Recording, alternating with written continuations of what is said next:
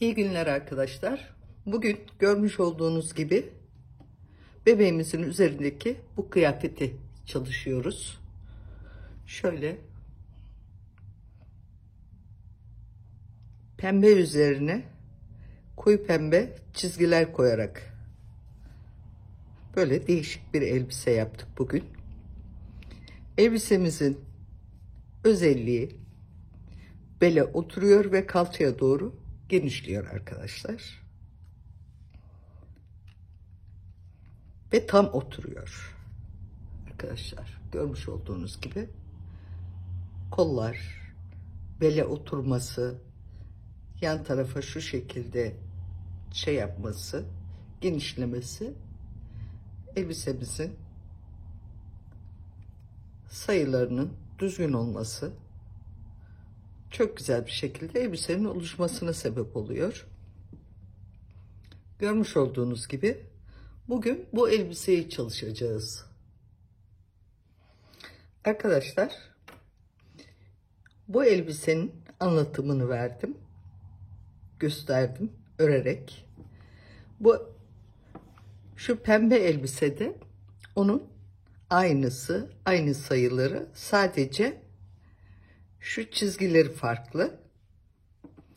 Ben şimdi bunu verirken şu kalça hizasına kadar örmüş olduğum pembe elbisenin tarifini vereceğim.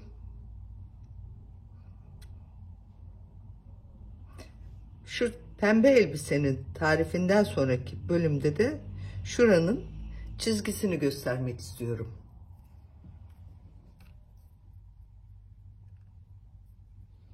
...24 ilmek atıyoruz şişimize arkadaşlar. Ondan sonra ilk önce şuradan başlıyoruz, arka yarısından. 4 ilmek düz örüyoruz. İpimizi doluyoruz şişimize, bir düz örüyoruz. İpimizi doluyoruz. 3 ilmek örüyoruz.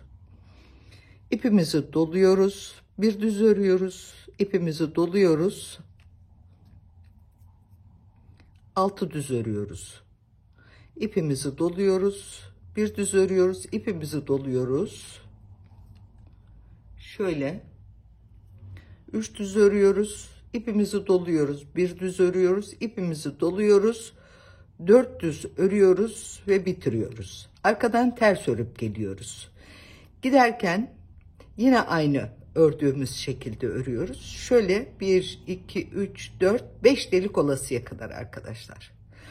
5 delik olduktan sonra şurasını örüyoruz. Şu çizgiden şu düz örgüye kadar olan bölgeyi kesiyoruz. Sonra burayı devam ediyoruz. Şurayı kesiyoruz. Devam ediyoruz. Ve kollar ayrılmış oluyor. Sonra gövdeyi birleştiriyoruz. Tam koltuk altından sağlı ve sollu koltuk altına geldiğimiz zaman 3 ilmek kesiyoruz, devam ediyoruz. Buraya geldiğimiz zaman 3 ilmek buradan kesip devam ediyoruz. Arkadan ters örüp geliyoruz. Giderken yine koltuk altından 3 ilmek kesiyoruz. Bu koltuk altından 3 ilmek yine arkadan ters örüp geliyoruz. Yine buradan giderken 3. kesmemizi yapıyoruz.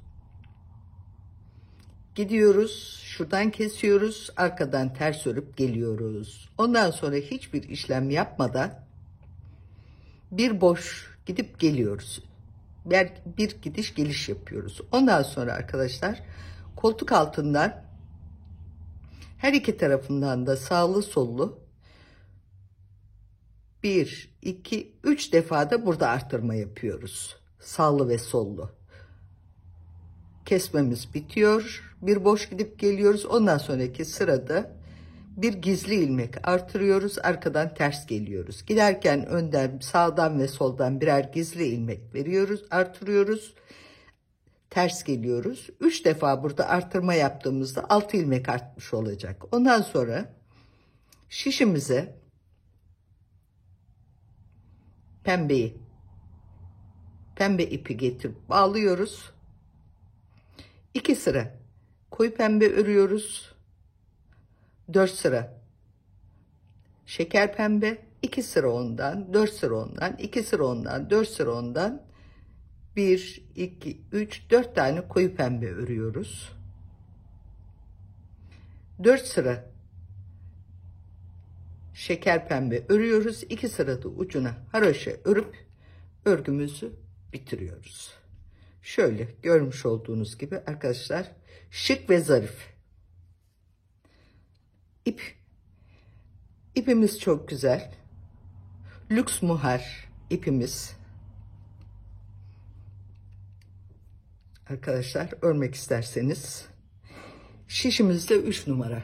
3 numaralı şişimizle bu işlemi gerçekleştiriyoruz.